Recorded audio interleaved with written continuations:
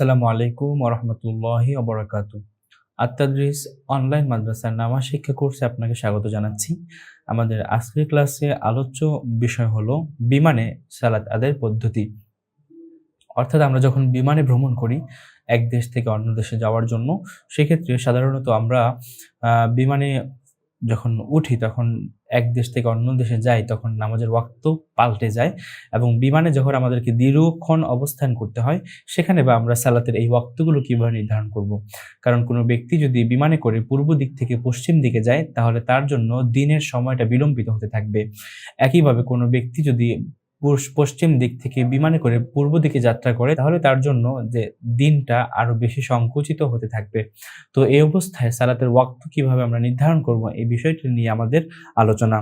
তো এখানে স্বাভাবিক যে নিয়ম সেটি হলো কোনো ব্যক্তি যদি বিমানে ভ্রমণ করে এবং তার জন্য যদি সম্ভব হয় যে সে যেই সালাতগুলোর ওয়াক্ত আসবে সেগুলো ওয়াক্ত মতো আদায় করা, অর্থাৎ স্বাভাবিক নিয়মে আমরা যেভাবে সালাত আদায় করে থাকি সেভাবে যদি তার জন্য সালাত আদায় করা সম্ভব হয়ে থাকে তাহলে সে সেভাবেই সালাত আদায় করবে, বিমানে সালাত আদায় করবে না।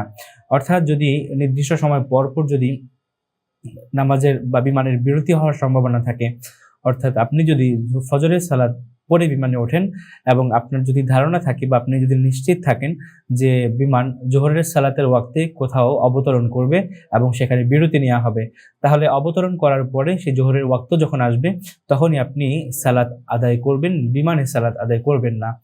কিন্তু যদি এই অবস্থাটা সম্ভব না হয় তাহলে যেটা করতে হবে সেটা হলো আপনি যদি বিমানে উঠে পশ্চিম দিকে যাত্রা শুরু করে থাকেন তাহলে সে অবস্থায় আপনার জন্য দিনটা আরো বেশি বিলম্বিত বা দীর্ঘায়িত হয়ে যাবে। 24 ঘন্টার সময়ের যে স্বাভাবিক নিয়ম আপনার কাছে সেটা আপনি নাও পেতে পারেন। তো এই অবস্থায় আপনাকে ঘড়ি ধরে নামাজ পড়তে হবে।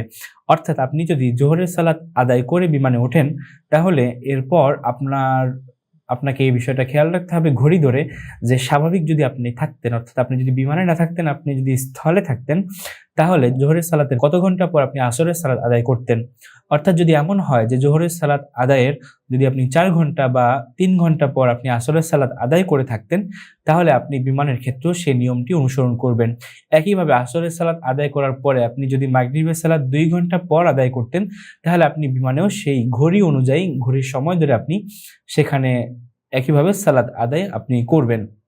আপনার ঘড়ি অনুযায়ী আপনি ঘড়ির সময় অনুযায়ী সালাত আদায় করবেন এবং এটাই হবে আপনার জন্য সালাতের সময়। কিন্তু কোনো ব্যক্তি যদি পূর্ব দিকে নামাজের ভ্রমণ করে, অর্থাৎ পূর্ব দিকে যদি সফর করে, অর্থাৎ সে আমরা আগের যে বিধানটি বললাম সেটি হলো কোনো ব্যক্তি পশ্চিম দিকে সফর করে, আর এখন যে বিষয়টি আলোচনা করব সেটি হলো কোনো ব্যক্তি যদি বিমানে করে পূর্ব দিকে সফর করে তাহলে স্বাভাবিক সময়ের চেয়ে কম সময়ের মধ্যে প্রত্যেক ওয়াক্তের নামাজ সে পেয়ে যাবে।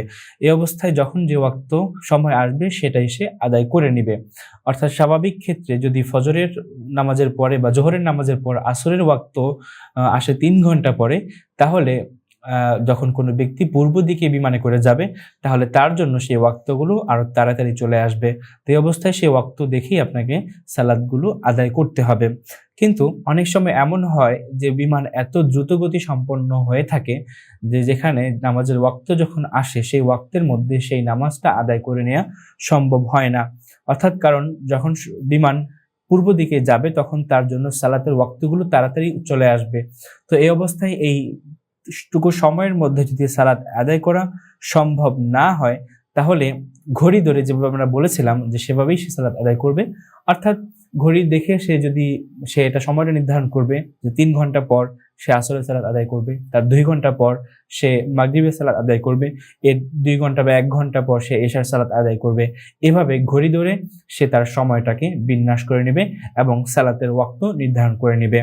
আশা করি আমাদের আজকের ক্লাসের মাধ্যমে আমরা জানতে পেরেছি এবং আমরা বুঝতে পারলাম যে কিভাবে আমরা যখন বিমানে থাকবো তখন সালাত আদায়ের জন্য ওয়াক্ত নির্ধারণ করব। আল্লাহ রাব্বুল আলামিন আমাদের জন্য এই বিষয়গুলো জানা উপকার হিসেবে গণ্য করুন এবং এই বিষয়গুলো জেনে আমরা যেন যথাযথভাবে আমল করতে পারি সেই তৌফিক দান করুন। আমিন। আসসালামু আলাইকুম ওয়া রাহমাতুল্লাহি ওয়া বারাকাতুহু।